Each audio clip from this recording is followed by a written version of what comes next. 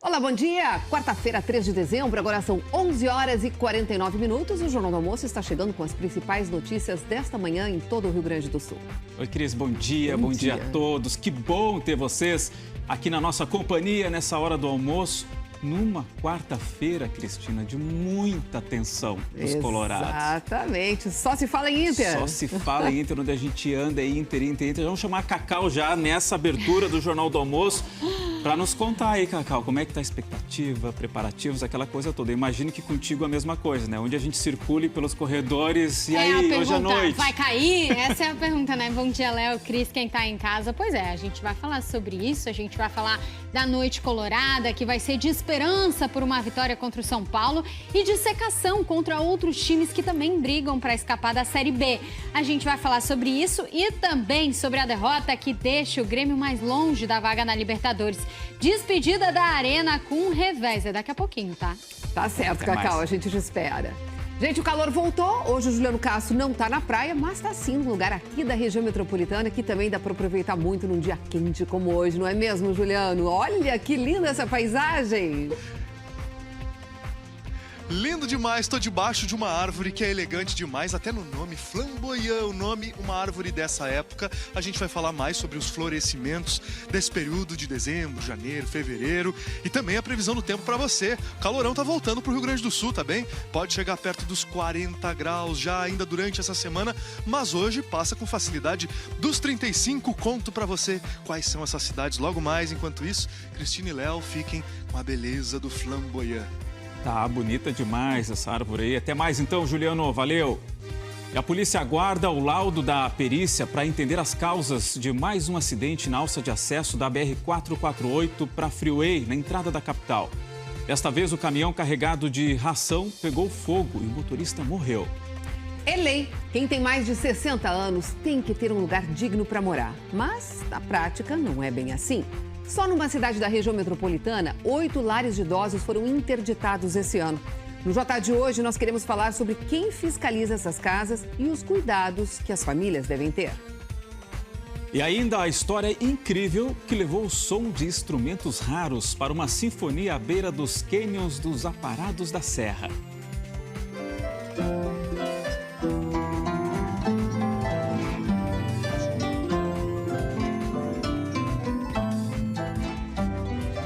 Tem mais no JA de hoje.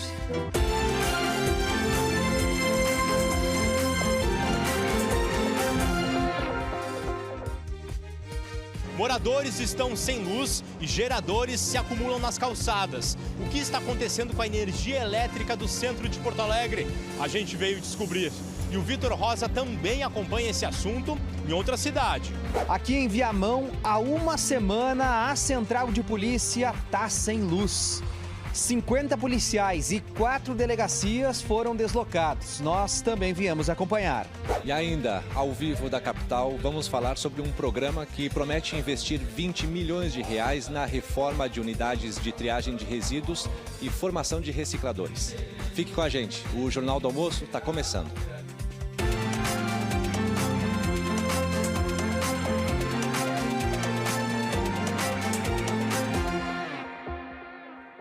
A gente tem mostrado nos últimos dias incêndios recorrentes, principalmente na região central de Porto Alegre. Em um deles, depois de 2 dias extinto, apresentou novos focos. O Eduardo Paganella está chegando com mais informações para a gente. Bom dia, Paganella. Bom dia, Cristina, bom dia a todo mundo que nos acompanha. Nós falamos aqui da região central de Porto Alegre, porque recentemente a gente teve vários casos de incêndios que chamaram a atenção. E a percepção é de um aumento de casos, mas não é só uma percepção, viu? Acabei de conversar com o comandante-geral do Corpo de Bombeiros, Coronel Julimar Fortes, que me disse que foram registrados entre janeiro e novembro de 2025 44 casos de incêndio no centro histórico. E no mesmo período do ano passado foram 36 casos, um aumento de 21%. O último caso aconteceu exatamente aqui na Vigário José Inácio, nesse prédio que a gente está mostrando agora. Incêndio no último domingo, no terceiro andar dessa identificação, assustou muito os moradores. 4 pessoas inalaram fumaça. O incêndio foi controlado rapidamente pelos bombeiros, mas, segundo o Corpo de Bombeiros, na segunda e na terça-feira foi necessário voltar aqui por conta de novos focos. Conversamos com os bombeiros aqui no local que realizaram o trabalho de retirar e apagar esses novos focos. Vamos conferir. Que após o encerramento da ocorrência de combate a incêndio, nós fazemos sempre um rescaldo. E nesse rescaldo é feita uma varredura no terreno para ver se tem ainda algum ponto de incêndio, algum foco, por menor que seja, e também é feito o resfriamento. As causas mais comuns de incêndio são alguma vela, alguma lareira. É que as causas do inverno são diferentes das causas do verão. No verão é muito comum o aparelho de ar condicionado, ele gera uma sobrecarga, né? Aí devido a uma falha na rede elétrica pode gerar um incêndio. O Corpo de Bombeiros ele trabalha em ações preventivas constantemente. As fiscalizações elas ocorrem com uma frequência na capital em diversas casas noturnas, há ações durante a noite em locais de concentração de público. Bom, e agora o Corpo de Bombeiros informou que vai reforçar as ações de fiscalização no centro histórico diante desse aumento de casos. Devem ocorrer fiscalizações pelo menos nos próximos 3 meses aqui na área central de Porto Alegre, em locais que estão sendo mapeados pelo Corpo de Bombeiros em parceria com as outras autoridades. São ações preventivas para evitar incêndios como os que aconteceram recentemente e que preocuparam os moradores da área central. Volto com vocês. Muito obrigada pelas informações, Paganella. Depois do intervalo, a gente atualiza as informações daquele acidente na alça de acesso da BR-448 para a Freeway. Olha, os acidentes são frequentes naquele trecho e ontem mais um caminhão tombou no local, causando a morte do motorista. No futebol, tem os lances da derrota do Grêmio para o Fluminense na Arena. O tricolor para nos 46 pontos. Toda a expectativa e nervosismo dos colorados na luta desesperada contra o rebaixamento. Já voltamos.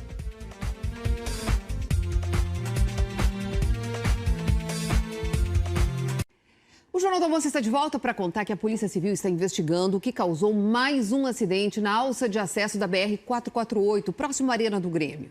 Dá só uma olhadinha nessas imagens. Esse caso aconteceu na tarde de ontem, bem na entrada da capital, para quem vai acessar a Freeway. Os agentes já fizeram a perícia e o caminhão foi retirado do local nesta madrugada.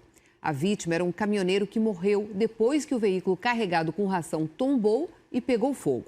Ele foi identificado como Jorge Luiz Porep e tinha 68 anos. A polícia está aguardando um laudo do Instituto Geral de Perícias e está buscando imagens de câmeras de segurança para entender se o caminhão tombou sozinho ou se teve um outro veículo envolvido. O trânsito já está liberado na região. Que trecho perigoso, né, Cris? Muito acidente acontecendo ali, acho que realmente tem que ser revista ali aquela obra de engenharia, né? Tem que ter um olhar mais atento aí das autoridades naquele trecho. 11h59. Vamos sentar no sofá um pouquinho, Cris? Vamos ali? Bora lá, né? Para conversar com o Juliano Castro. Ele vai trazer as informações aí do tempo. Ele já falou que tá calor e vai vir mais calor por aí. O Juliano que foi para Sapucaia do Sul hoje, né? Vai contar também daquelas árvores bonitas. Caçar os flamboyants e eles estão maravilhosos nessa época do ano, né, Juliano? Isso aí, Cris, um abraço para você, bom dia a todos. Olha, vamos falar do flamboyant daqui a pouco, eu vou contar a história de quem plantou esse flamboyant aqui, eu tenho certeza que vai te tocar, vai te emocionar. Antes vamos com a previsão do tempo então, calor voltando para o Rio Grande do Sul, não é o calorão ainda, mas a temperatura chegando lá perto da casa dos 30 graus. Hoje eu estou aqui em Sapucaia do Sul, região metropolitana de Porto Alegre, trouxe o período aqui de manhã, de tarde, de noite para você ver qual é a previsão. O sol predominando hoje ao longo de toda a tarde, sem chance de chuva, inclusive de noite, a tarde deve chegar perto dos 30 graus, ali em torno de 28, 29 graus, e à noite, até mesmo uma noite mais abafada, chegando na casa dos 19. Como é que fica o tempo hoje no Rio Grande do Sul? Veja lá, sol predominando em todas as regiões, temperaturas máximas de hoje, muito perto dos 30 graus em todas as áreas, mas longe dos 40 por enquanto, já que mais para o fim de semana o calorão volta aqui para o estado. Dia mais quente lá na região noroeste de Santa Rosa, das Missões de Santo Ângelo e também toda a parte da fronteira oeste de Uruguaiana. Bom, sol hoje, sol amanhã, vou trazer mais detalhes desse calorão que está no radar logo mais para você. Bom, Cristina e o Léo falaram desta árvore que também tem a cara dessa época do ano. Certamente na sua cidade, alguma rua, alguma quadra tem uma dessa. Dá uma olhada na imagem lá de cima que o Rossano Alves fez há pouco, mostrando Sapucaia do Sul, região metropolitana de Porto Alegre, com essas belezas. Aí a gente estava passando por aqui, de rua em rua, quadra em quadra, até que a gente chega nesta rua aqui. Daí vemos essa árvore linda, que é o nosso cenário de hoje, e que por trás dessa árvore, ou ao lado dela, tem uma história maravilhosa de Dona Teresa. Não é tão maravilhosa. Não é tão maravilhosa, Dona Teresa. Agora a sua história é, porque são 94 anos de vida, há quase 60 anos a senhora plantou essa árvore, que tem uma história para a senhora muito marcante. Para mim é, porque é a paixão da minha vida. O flamboyant? Meu jardim bem bonito, mas estou muito ruim das pernas, não posso arrumar meu jardim. Mas o flamboyant eu adoro, agradeço a Deus todos os dias. A senhora me contou que quando a senhora estava lá ainda na juventude, dizia, se eu tiver um terreno eu vou colocar um flamboyant. Vou, e falei. E hoje como é que é ver ele desse jeito, lindo aí? É maravilha, mas muito, é bálsamo para a alma. É verdade.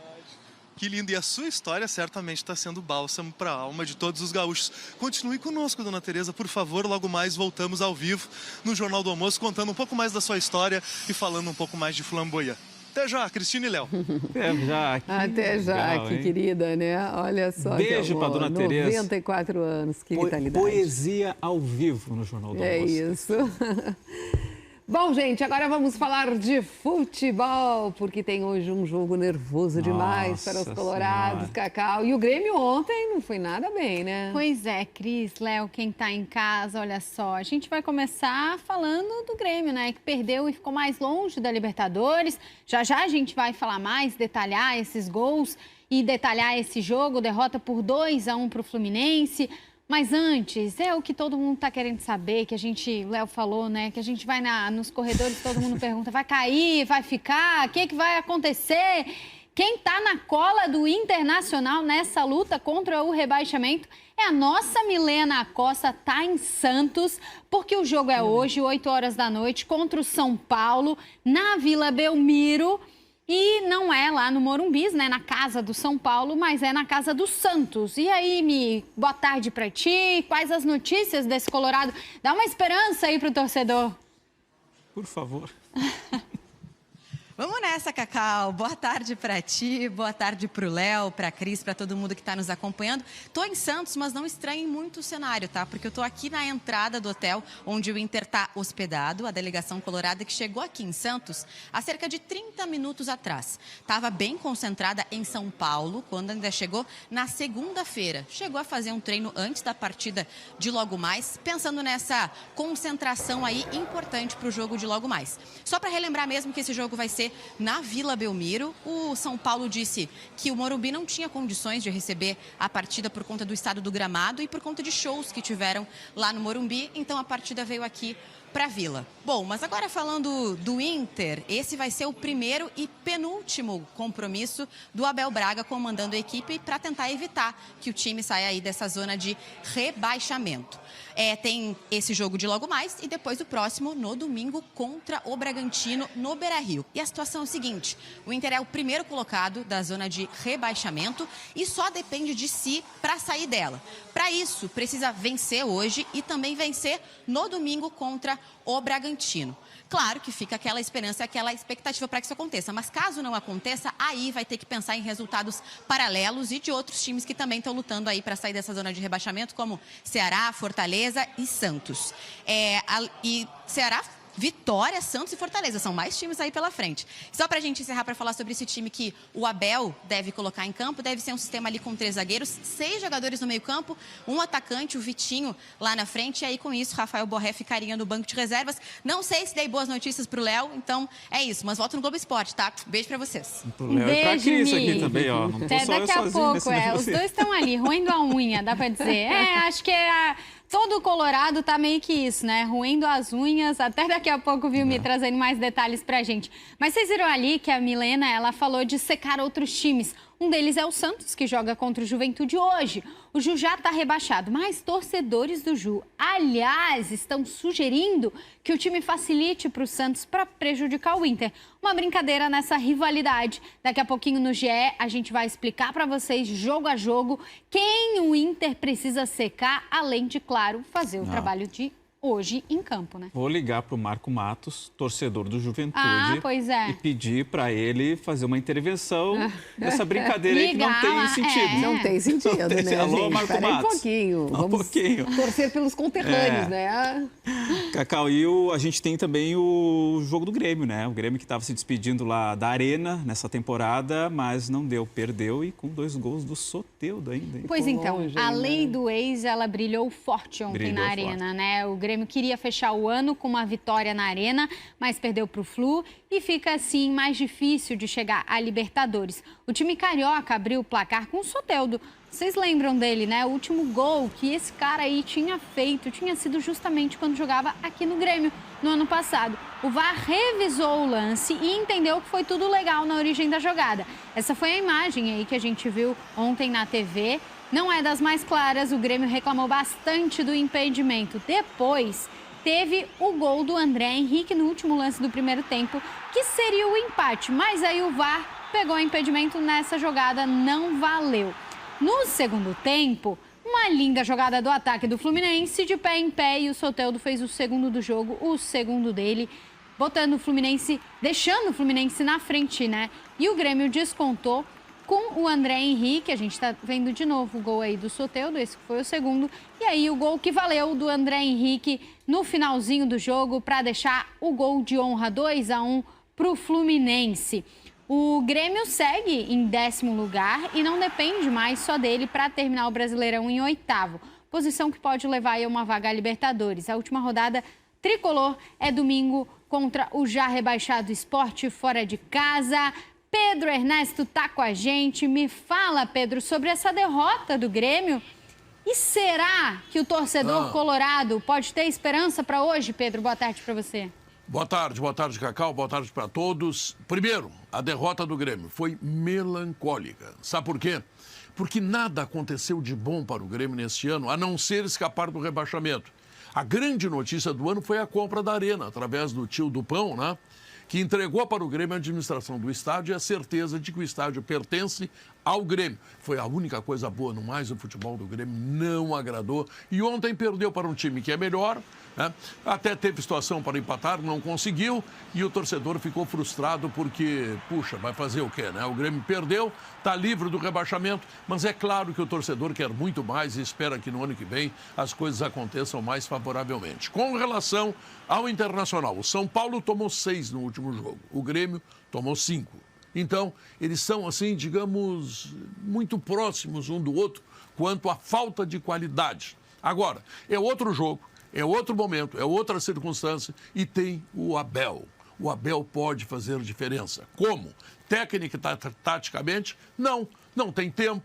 Não conseguiu treinar, mal conhece os jogadores, se olhar no rosto não vai saber o nome da metade deles, mas o fato é que o Abel tem autoridade, tem grandeza. Poucas pessoas são tão grandes quanto o Abel, ele merece uma estátua dentro do Beira-Rio, porque ele foi campeão do mundo, ele foi campeão da Libertadores, deve ter dito para os jogadores, vocês não sabem onde é que vocês estão nos maiores clubes do mundo, que já foi campeão mundial, e em cima do grande Barcelona. Já foi campeão da Libertadores 2 vezes, é um time multicampeão gaúcho, brasileiro, etc. Então, por favor, joguem com foco, com determinação, com raça, deem a vida pelo Internacional. Este é, para mim, o argumento principal que tem o treinador para levar os jogadores do Inter para fazer uma partida épica. Eles não são bons jogadores? Sim, não são bons jogadores, mas jogando com todo o entusiasmo, com toda a força, quem sabe? Eu tenho esperança de que o Inter ganhe a partida hoje, viu, Cacau? É isso, Pedro. Acho que é isso aí que os colorados queriam ouvir, né? Vamos lutar. Não tá morto. Não pode desistir, né? Sabe aquele ditado? Não tá morto quem luta, quem peleia. Pois lutar é a marca do campeiro. Não podemos se entregar para os homens, mas de jeito nenhum. Tchau para vocês. De jeito nenhum. Obrigada, Pedro. Um beijo pra ti. Que seja uma boa noite pro Colorado, né, gente? E claro, no Globo Esporte a gente vai detalhar muito mais ainda sobre essa rodada. Valeu, obrigada, Cacau. Ainda hoje nós vamos falar da falta de cuidados nos lares de idosos. Só em Novo Hamburgo, 8 foram interditados por irregularidades nesse ano. A situação tem chamado a atenção das autoridades e logo mais nós vamos trazer os principais alertas. E mesmo com críticas, a Assembleia Legislativa aprovou o orçamento do Estado para 2026. Logo mais a gente explica como foi a votação e as prioridades do governo para o ano que vem. E tem ainda mais informações da previsão do tempo. Já voltamos.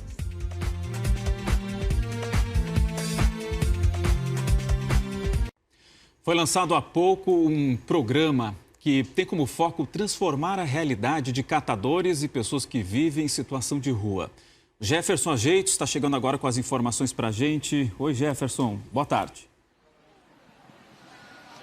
Oi, Léo, Cristina, boa tarde a você que nos acompanha.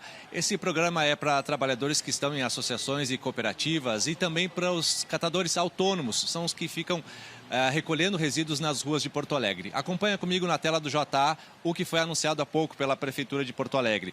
Um investimento de aproximadamente 20 milhões de reais para reformas de unidades de triagem. Um programa social para recicladores com formação de agentes comunitários ambientais. Parece agente de saúde, só que esse voltado para políticas ambientais. Vão receber salário de R$ 1.500. Um curso com bolsa mensal de mais de R$ 700. Um censo comunitário para entender a população e também a construção de um centro de triagem. Mais cedo eu conversei com catadores. Eu quero que você acompanhe comigo um trecho da entrevista, a opinião deles sobre o programa da Prefeitura.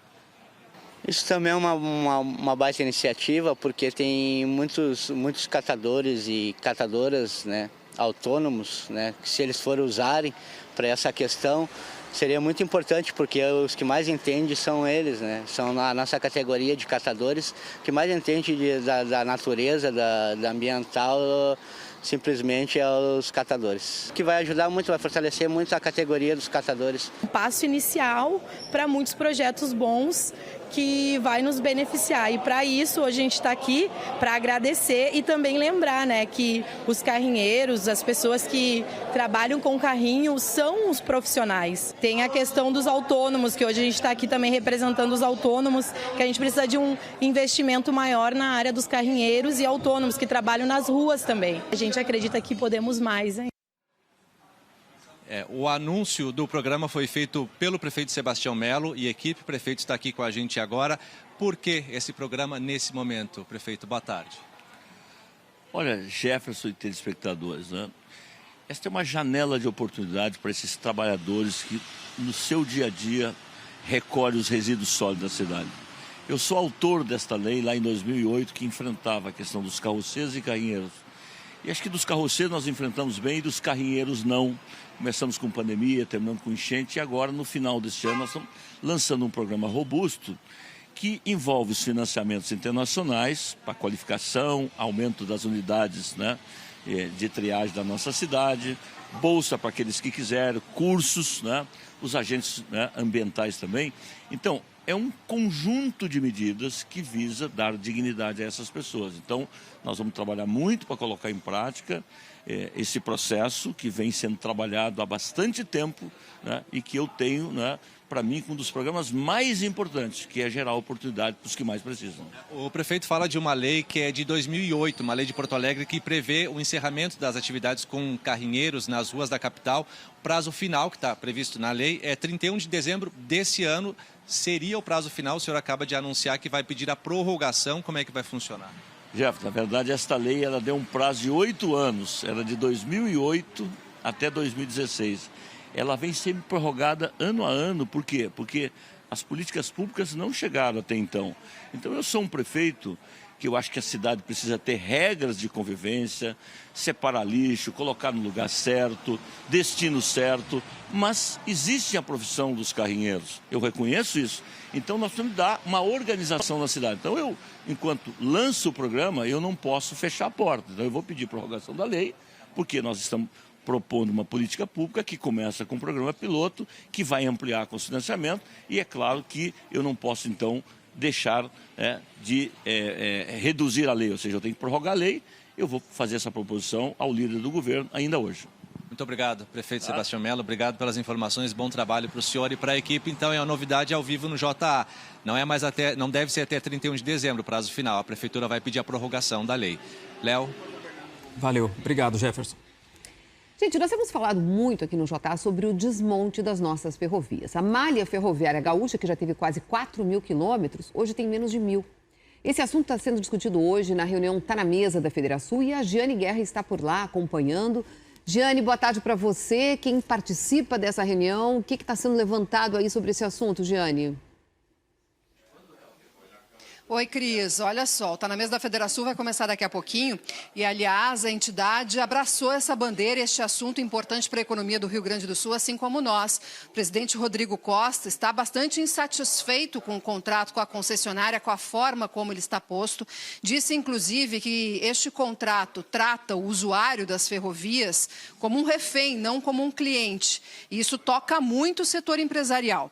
Hoje, no Gaúcha Atualidade, nós ouvimos o ministro dos Transportes, Renan Filho, e ele confirmou que a Malha Sul vai entrar no leilão, nas concessões, em 2026. Ele disse que o poder público vai fazer uma contrapartida em dinheiro, não disse quanto, e disse que não vai ser renovado o contrato com a concessionária Rumo. Esse contrato que é muito criticado e também os investimentos que não foram feitos pela concessionária, assim como a retirada agora dos trilhos e o envio para Santa Catarina. Vamos falar sobre a importância das ferrovias para os portos. O Porto de Rio Grande, ele tinha uma chegada e uma saída de cargas por ferrovia.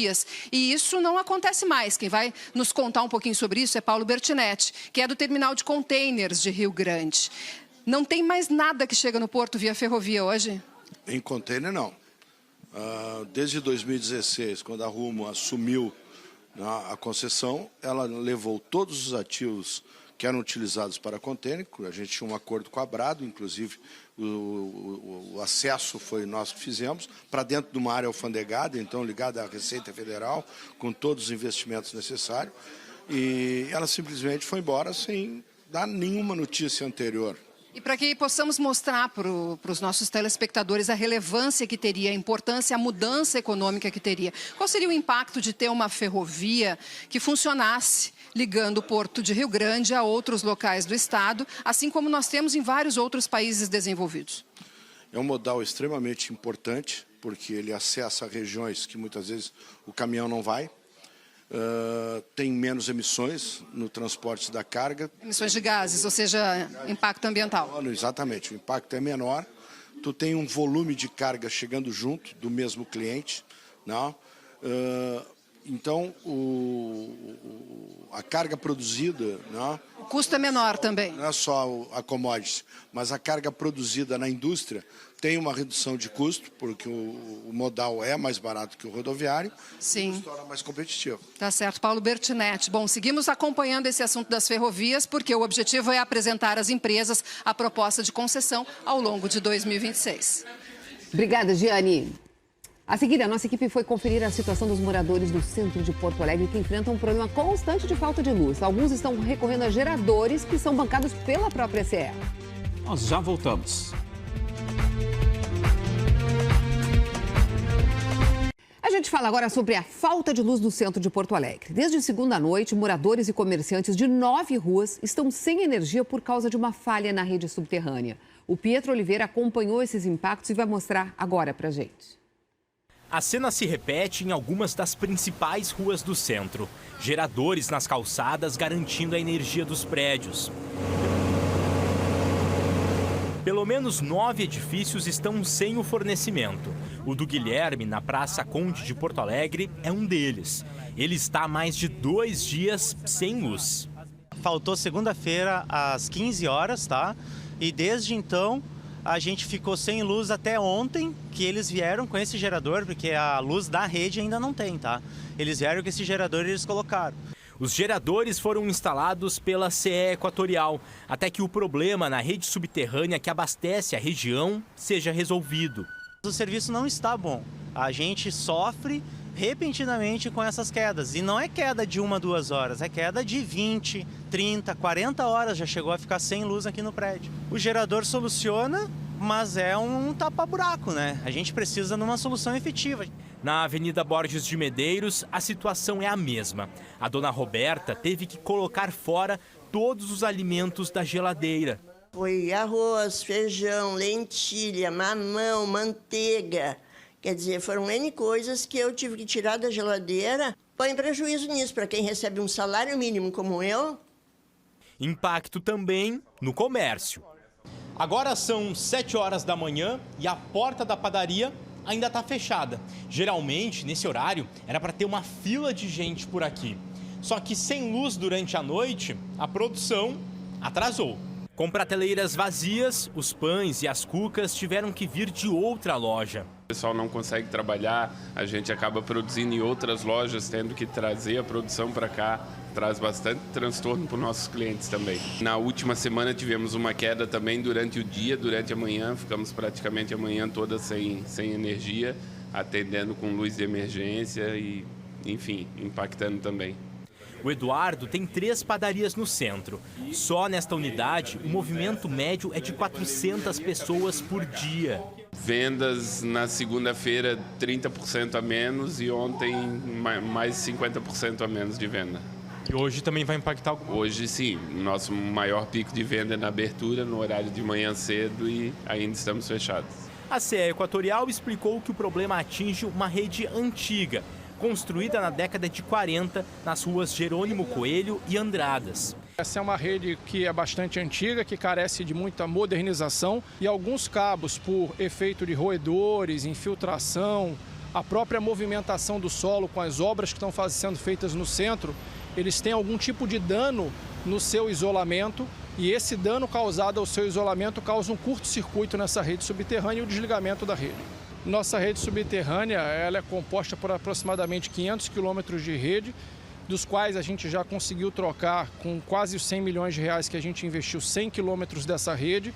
Hoje, os dados atualizados de novembro, olhando 12 meses para trás, em média o consumidor fica 1h20 sem energia, saímos de 8 horas para 1h20 e de quase 3 interrupções para meia interrupção. Isso mostra que o nosso trabalho ele está no caminho certo. A gente precisa de uma solução efetiva, a gente não quer que agora em 2 dias eles resolvam o problema que deu e daqui uma semana aconteça de novo. Que transtorno, né? Olha, a falta de luz não é um problema só no centro de Porto Alegre.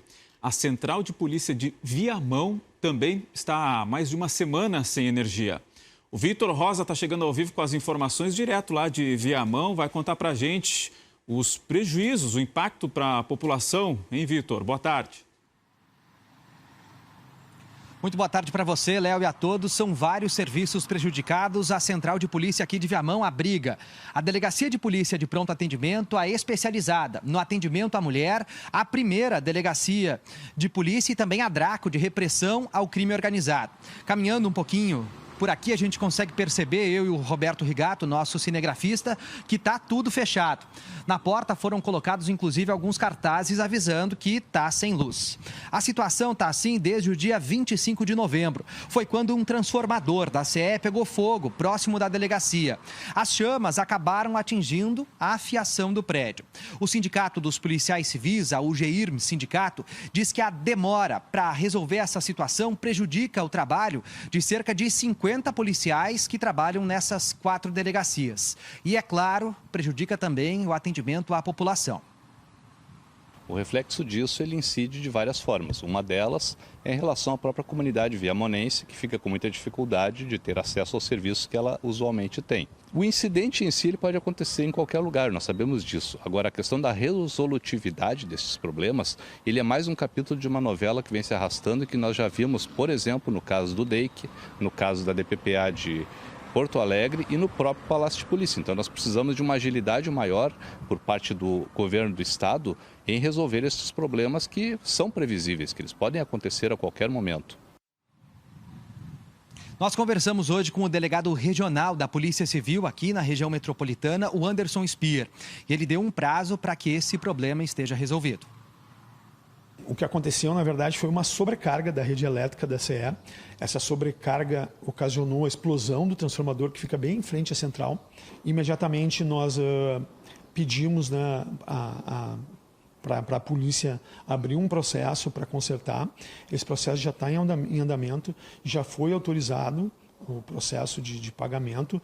Acredito que hoje, no máximo amanhã, já comecem as obras ali para a troca da fiação e o conserto da subestação. E o nosso prazo, na pior das hipóteses, é que até esse final de semana a central de polícia já esteja funcionando com toda a parte elétrica normal. Bom, a CE Equatorial diz que a responsabilidade pelo reparo é da polícia. Até que a situação volte a normal, a estar normalizada, a população de Viamão precisa estar atenta aos endereços provisórios da polícia. Em horário comercial, as ocorrências devem ser feitas na 2ª Delegacia de Viamão, na Avenida Senador Salgado Filho, número 5170. Já urgências ou no horário da noite, madrugada, na Delegacia de Plantão do município vizinho, Delegacia de Plantão de Alvorada. Situações de mulheres vítimas de violência doméstica, o atendimento é na Delegacia da Mulher, também de Alvorada. Agora há pouco, por aqui, a gente conseguiu perceber que uma advogada veio aqui tentando acessar informações de um inquérito. Veio também um senhor que queria registrar uma ocorrência porque perdeu a carteira de identidade. Então, de fato, está prejudicando a população que, por enquanto, tem que estar atenta que ou vai receber o atendimento na 2ª Delegacia de Polícia ou só no município de Alvorada, cerca de 20 minutos daqui. Volto com vocês. Outros transtornos aí, né? Vitor Rosa falando ao vivo de Viamão. E agora nós vamos falar aqui de solidariedade, Léo. Que tal reunir aí o teu CTG ou os amigos de cavalgada e participar das Cavalgadas do Bem? Faz assim, ó, aponta o seu celular para o código que vai aparecer aqui embaixo e ali você vai fazer a sua inscrição. Essa ação vai movimentar o estado no dia 13 de dezembro, recolhendo alimentos de porta em porta. Já são 159 grupos inscritos em 102 cidades. Do Enzo Chato, nós somos o Grupo de Cavaleiros de Ciril. Junte-se a nós. No dia 13 de dezembro, inscreva o seu grupo, piquete ou CTG nas Cavalgadas do Bem. E você aí da casa, prepare a sua doação. Por todo o Rio Grande do Sul, homens e mulheres a cavalo vão bater a sua porta. Ajude a matar a fome de quem mais precisa. Olá, gauchada do nosso Rio Grande do Sul. Somos aqui da cidade de Itaqui, fronteira com a Argentina. Nós participamos mais uma vez este ano da Cavalgada do Bem, juntamente com a RBS TV e o Banco de Alimento do Estado. Gauchada amiga, venho aqui convidar vocês para a 2ª Cavalgada do Bem do Grupo Fraternidade da Garupa. 13 de dezembro de 2025, sair das 8 horas da manhã da Trigolândia, percorrendo todos os bairros do município, encerramento no bairro Floresta. Doe seu alimento para as famílias necessitadas. É um gesto lindo demais, já está virando tradição aqui no Rio Grande do Sul, né? Vou até caminhar pertinho da nossa árvore aqui para dar esse outro recado, ó. Você também pode doar sem sair de casa na nossa campanha para arrecadação e doação de alimentos. Confere aí como você pode ajudar. Entre no site doealimentos.com.br e faça um cadastro. Escolha os produtos para montar a cesta ou doe uma cesta pronta. Depois é só definir a forma de pagamento. Para concluir, você também pode deixar uma mensagem de Natal que poderá ser lida aqui no Jornal do Almoço. Se preferir, você pode doar um valor em dinheiro para a campanha Natal do Bem. Doação que deve ser feita pela chave Pix, campanha@bancodealimentosrs.org.br. Nós já voltamos.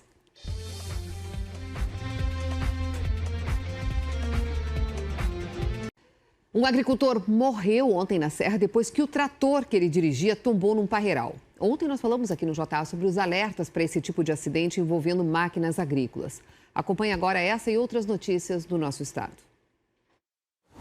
O acidente foi por volta das 10 horas da noite de ontem, na localidade de 15 da Graciema, no limite entre os municípios de Bento Gonçalves e Garibaldi, na Serra.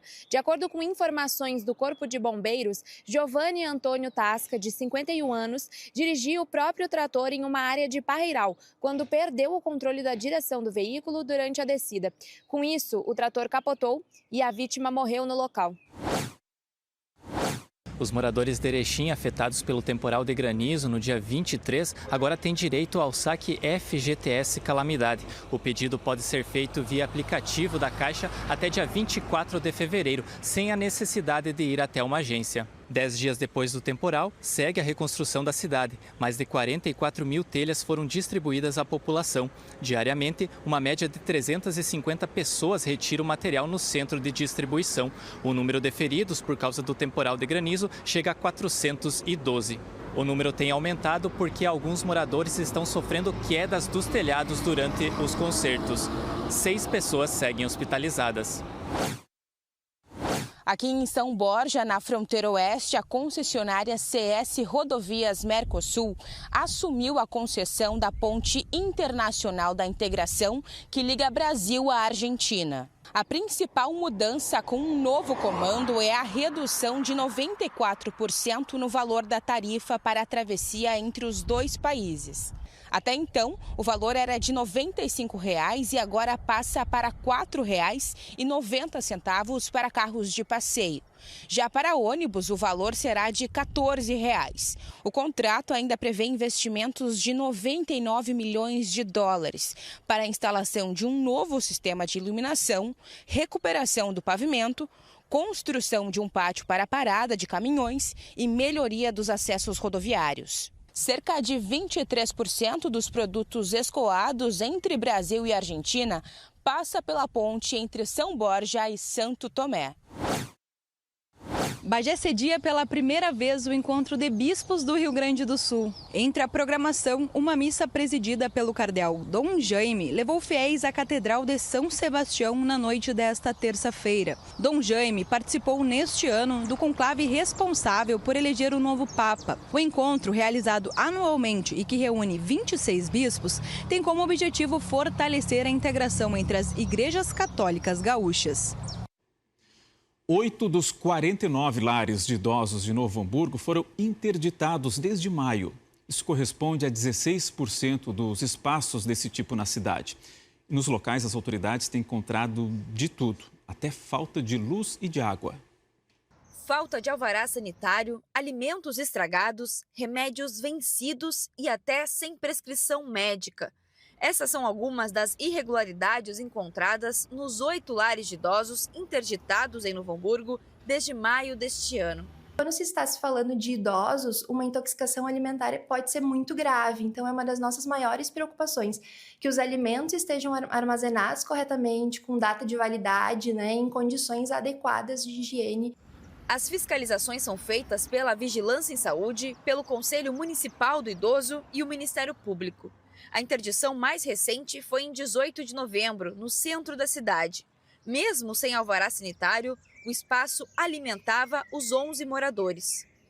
Numa outra fase do ciclo vital, o ser humano tem muito mais condições do corpo se defender. Mas na terceira idade, e alguns idosos com muitas outras comorbidades, pode ser vital. Em outubro, um outro caso chamou a atenção. Um lar interditado no bairro Rio Branco voltou a funcionar sem autorização. Sem água e sem energia elétrica, o local ainda tinha um forte cheiro de urina. As pessoas com mais de 60 anos são protegidas pelo Estatuto do Idoso. Dentre as leis federais que estão no Estatuto está a garantia do direito do idoso a uma moradia digna, que inclui a moradia em instituições de longa permanência. Conforme a lei, esses lugares devem oferecer um espaço com higiene, alimentação, saúde e segurança. Mas as denúncias que o Ministério Público e a Prefeitura recebem mostram uma realidade diferente. Existem situações graves que não há outra alternativa além da interdição. Se a vigilância sanitária, com seu poder de polícia, não interditar o local, nós estaremos negligenciando os deveres, as responsabilidades. O número de interdições na cidade vinha diminuindo desde 2022, quando 18 lares ficaram proibidos de funcionar. Em 2023 e 2024, o número caiu para 5 lares fechados em cada um dos anos, só que voltou a crescer em 2025. Segundo a Prefeitura, dos 8 espaços interditados neste ano, 5 já foram reabertos depois de se adequarem às normas. Neste momento, muitos lares já estão orientados, sabem como devem agir, e nós chegamos nesses locais e constatamos situações muitas vezes deterioradas, piores do que em outras vistorias que foram realizadas. Apesar de serem reconhecidos formalmente como empresas, instituições de longa permanência são a casa de muita gente. E quem é resgatado precisa de um novo teto. a maioria das famílias, então, vem buscar, né, os seus idosos, seus familiares. Quando uma família não vem buscar, então, a gente aciona o Ministério Público, mas imediatamente faz o acolhimento desse idoso em uma vaga do município, numa outra ILPI que esteja adequada.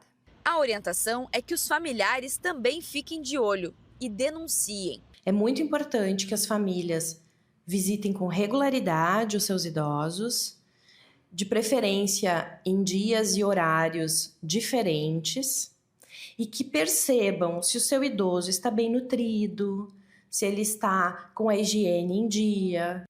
Essa fiscalização da família é fundamental para o bem-estar dos idosos. Que falta de consideração, né, com as pessoas idosas, chegar no fim da vida e ter que passar por uma situação humilhante, assim, né? Realmente muito importante que as famílias estejam atentas para evitar esses problemas aí horrorosos que esses idosos têm que enfrentar. Gente, mudando de assunto, os deputados aprovaram ontem a lei orçamentária para 2026 com 32 votos a favor e 18 contra. Mas, de novo, teve aí discordância sobre a inclusão de recursos do Fundo de Reconstrução. Estamos falando aí, Rodrigo, de cerca de 3 bilhões de reais, é isso, né? Pois é, Cris. Boa tarde a ti, ao Léo, a quem nos assiste. Vamos olhar na tela aqui, ó. Esses 3 bilhões de reais polêmicos aí do FUNRIGS, eles estão inseridos nesse total aqui, ó, dos 5,6 bilhões. O FUNRIGS é aquele fundo da reconstrução que foi criado pelo governo do estado para recriar a estrutura e a infraestrutura do nosso estado. Então são 3 bilhões que a oposição diz que não está discriminado para onde iria, qual seria o destino desses 3 bilhões. Então isso gerou um bate-boca entre a oposição, entre os deputados governistas e o deputado líder da base aliada, Frederico Antunes, disse inclusive que existe uma lista e apresentou essa lista ontem com os destinos desse valor aqui. Então ali tem, por exemplo, reconstrução de pontes, hospitais, tem a questão também de residências, de casas para quem perdeu as suas residências na enchente, só que a oposição queria que isso estivesse na peça orçamentária. Por isso, o bate-boca. Bom, mas o orçamento para o ano que vem foi aprovado, o governo pretende recolher 88,9 bilhões, quase 89 bilhões de reais. Despesas estão estimadas em 92,7 bilhões, mas a gente pode ver que existe um déficit ali de quase 4 bilhões de reais, ou seja, o saldo é negativo, né? O Rodrigo, e IPTU de Porto Alegre, hein? Agora aumenta o debate porque tem uma proposta na Câmara de Vereadores para alterar. Tem gente que vai pagar mais, tem gente que vai pagar menos. Pois é, vai mudar o cálculo, né? E assim, hoje é 3 de dezembro, isso aí temos até 31 de dezembro, a Prefeitura tem para aprovar a lei que vai mudar, então, o cálculo do IPTU de Porto Alegre. Vamos olhar aqui na tela como é que ficaria, então, para a população, para você que está em casa, o impacto dessa revisão. Terão aumento 46 mil imóveis em Porto Alegre. Isso representa 5% do total de imóveis da capital. Com redução, 74 mil imóveis terão o IPTU reduzido. Isso representa 174 mil, né? 174 mil. 20% do total. E a maioria, né, 643 mil, 75% do total, não terá, então, alteração. O governo pretende arrecadar aí mais 17 milhões por ano com esta mudança. Ainda não está definido por bairro, mas impacta no nosso bolso de alguma forma, né? Só que tem uma trava aí que mesmo para quem vai aumentar, não passaria de 10% o aumento. Então precisa ser aprovado até o dia 31, tem recesso a partir do dia 23. Vamos ver. Não passaria no primeiro ano, né? Porque depois eles iam aumentando conforme for passando os anos. Mas tem que aguardar a aprovação ainda. Rodrigo. Até sexta. Valeu, obrigado. Até sexta. Cris, vamos chamar o Juliano Castro de novo aqui, porque a gente está de olho, Juliano, naquela informação que você deu do calorão aí, que vai fazer muito calor, temperatura perto dos 40 graus, é isso mesmo? Mais uma vez, Léo, é o tempo, né? Dezembrão chegou, tem que mostrar a cara, a gente vai ver direto o que é Santa Rosa na previsão para você aí. Você vai dar uma olhada ali que até o fim da semana a temperatura vai aumentando gradativamente até que no sábado chega aos 37 graus. Como é que fica o tempo amanhã em todo o Rio Grande do Sul? Dá uma olhada aí. Você vai ver que é sol brilhando em todas as áreas. Temperaturas máximas agora, o mapa aparece para você e aí já vê lá, vai passando de 30 graus em várias áreas do estado. Mais uma vez calor mais forte na região noroeste de Santa Rosa, Missões de Santo Ângelo e lá na fronteira oeste de Uruguaiana. Para você que está na região metropolitana de Porto Alegre, dá uma olhada, o cenário segue desse calor que vai chegando mais para o fim da semana até o sábado. Chega aos 33 aqui, sem chance de chuva para praticamente todas as áreas até o fim da semana. Hoje o meu cenário é diferente aqui na região metropolitana de Porto Alegre. Estamos em Sapucaia do Sul. Rossano Alves mostra para você a árvore que até o nome é chique. Se chama flamboyant. Tá nessa época. Rossano mostra desse jeito, mas agora você vai ver a imagem lá de cima. Você vai ver o flamboyant que foi plantado por Dona Teresa. Dona Teresa, aos 94 anos, olha para isso e ainda é uma inspiração para a senhora essa árvore que veio lá da África, da ilha de Madagascar. A senhora trouxe há quase 60 anos para cá esse pé de flamboyant. Não foi eu que trouxe da África. Não, foi Dom João VI. A senhora trouxe há 60 anos de onde? Olha, como é que eu vou te dizer? Não trouxeram para mim. Eu não trouxe. Foi jardineiro que trouxe para vender aqui para a população, né? E eu, como vi e adoro planta, comprei, tá aí até hoje. Lindas, né? Linda demais. Para a senhora é uma honra vê-lo assim que a senhora estava me contando. Mas então não. Agradeço ao Pai do Céu todo dia. A senhora é natural da Polônia, a senhora sim? Não é também. É natural de onde? De Camaquã. De Camaquã. Mas a senhora tem a sua ascendência, então? Ascendência de poloneses. E a senhora sabe contar até 5 em polonês, é isso? Não, eu conto até mais. Mas conta até 5, senão vai acabar o jornal a gente contando em polonês. Conta aí. Até 5? É. 1, 2, 3, 4, 5. 5. 5 é o 5. E dá boa tarde para todo mundo. Dobry wieczór, moja ludzi. Dobry wieczór. Então, Cristina e Léo, valeu. Dobry wieczór, é isso? Dobry wieczór, moja ludzi.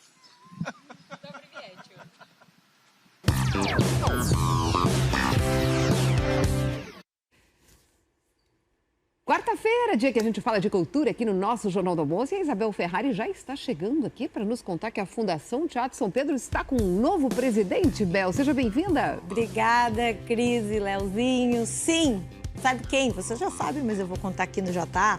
Luciano Alabares é o novo presidente da Fundação Teatro São Pedro. Alabares assumiu o cargo ontem, depois da saída de Antônio Hoffelt. Segundo o governo do estado, o nome foi escolhido pelo currículo e pela experiência na área cultural. Bom, agora vamos falar de música boa. Dizem que a harpa tem som de anjo. Olha que bonito, né? Em Cambará do Sul, esse som está encantando crianças e jovens. É um projeto criado por uma professora de música que está mudando vidas por lá. Notas que vão além do som. E a harpa vai virando um instrumento de inspiração para muita gente da comunidade. Olha só. Era uma vez uma escola de harpa em Cambará do Sul. Você já viu ou ouviu uma harpa? É difícil achar alguém que saiba tocar esse instrumento musical. Mas no interior da Serra, em Cambará do Sul, existe uma escola de harpas. A criação foi da professora de música Beatriz. A metodologia que eu trago não é só a harpa, é você pegar a mesma música, passa para o piano, passa para o violão. Isso é onde você realmente você conversa com ela verdadeiramente. Você te apossa da música, ela é tua. Você pega aquela porção da música toda que Deus criou, tu pega um pouquinho e diz assim, isso é meu. A Beatriz toca harpa desde pequena, trabalha com música há mais de 40 anos e sempre quis ensinar esse instrumento para as outras pessoas. Foi em agosto do ano passado que ela teve o apoio de empresários aqui de Cambará do Sul para comprar algumas harpas e inclusive distribuir bolsas de estudos na cidade. Mas não são só os clássicos gaúchos que saem por aqui.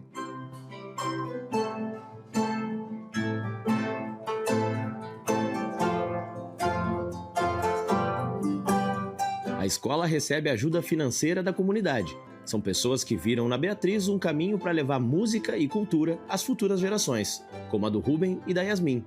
A harpa para mim está sendo um ótimo avanço aí na minha vida musical. Uma coisa que eu descobri, que veio umas mulheres arpistas explicar pra gente, que a harpa dá para fazer barulho de cachoeira, barulho de animais, então, e é fácil de transportar, né? A harpa paraguaia é um ótimo instrumento, toca corações, sentimento, a harpa é incrível. Veio os primeiros aprendizados, as primeiras músicas, as primeiras apresentações, e eu comecei a gostar muito da harpa. E hoje eu tô nessa orquestra, com muito orgulho. Cada harpa pode custar até R$20 mil.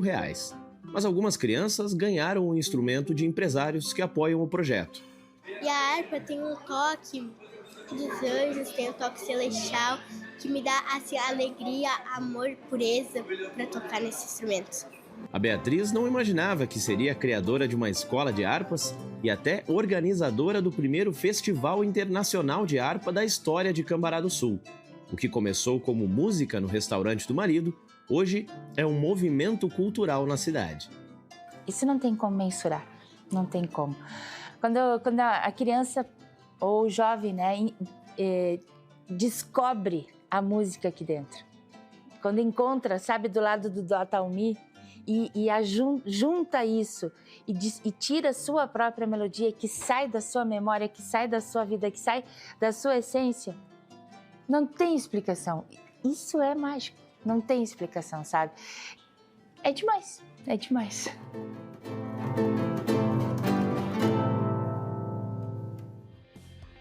Que coisa mais linda, né? Som, o encanto, o instrumento em si, só a gente olhar já inspira.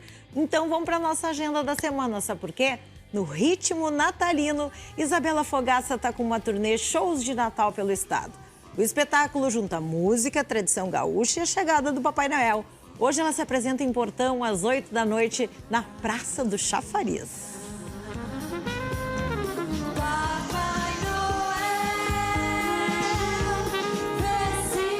Seguimos então nesse clima de Natal que já está esquentando, né? Porque todas as quintas-feiras até o dia 18, Barra Shopping Sul tem o Cortejo de Natal.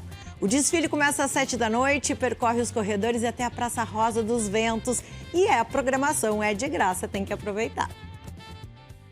E a escritora e artista Beta Simon apresenta a história encenada do livro Tortinha, a pata que anda, não voa, mas rebola. A atividade acontece nesse sábado, a partir do meio-dia, em frente à Biblioteca Pública do Estado, e é tudo de graça. Com a dona Laura, ela tem uma pata tortinha e uma asa quebrada. Olha que bacana, né? A Orquestra Sons do Morro também celebra 10 anos de atividades com um espetáculo também de graça nesse sábado, lá no Morro da Cruz, em Porto Alegre. A apresentação começa às 6h30 da tarde na Travessa São João e tem um repertório que mistura música infantil, clássicos brasileiros e instrumentos de materiais recicláveis. Uma lindeza!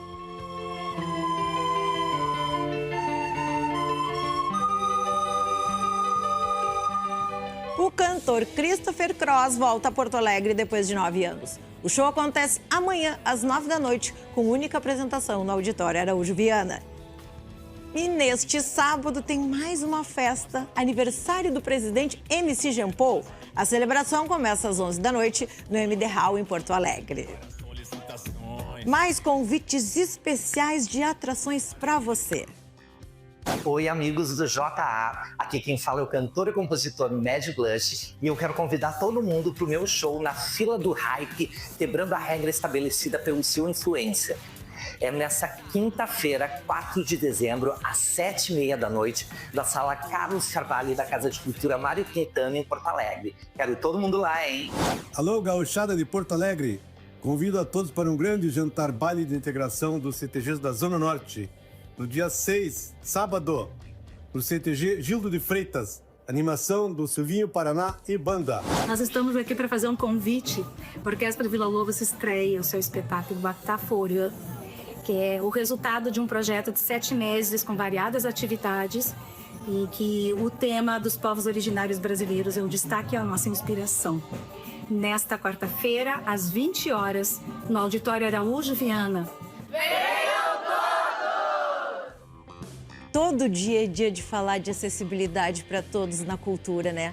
E a gente só pode falar disso hoje, porque hoje é o Dia Nacional da Acessibilidade e a Casa de Cultura Mário Quintana está realizando essa semana com atividades de graça para todos os públicos e a gente quer que isso seja sempre. O foco é mostrar que a cultura é um direito, é um espaço para todos, de corpo e voz.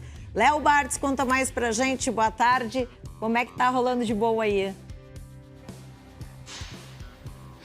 Oi, Bel, boa tarde. Exatamente, a gente está aqui na Casa de Cultura Mário Quintana, um dos principais símbolos da cultura no Brasil, junto do Lucas Terres, que é intérprete de Libras, que vai nos acompanhar nessa entrada ao vivo aqui nesse momento, para falar sobre a Semana da Acessibilidade aqui na Casa de Cultura, que tem uma programação completa até o próximo sábado, dia 13. A gente vai conversar agora com o Rafa Braz, que é um dos parceiros dessa iniciativa muito importante, né, Rafa? Com uma programação vasta até o próximo sábado. Boa tarde. Boa tarde, sim. Nós da Mil Palavras, Acessibilidade Cultural, a gente está em parceria com a Casa de Cultura Mário Quintana nessa Semana de Acessibilidade, que começou ontem. Ontem a gente teve um duo de piano e voz, né, da Leonor Moutinho e do Nicolas Puchalski, que foi Canções de Longe e de Perto. Então, no auditório Luiz Cosme, lotado ontem, né, e a gente produziu tanto o recital quanto a audiodescrição. Então, a gente teve mais de 10 pessoas com deficiência visual acompanhando a audiodescrição.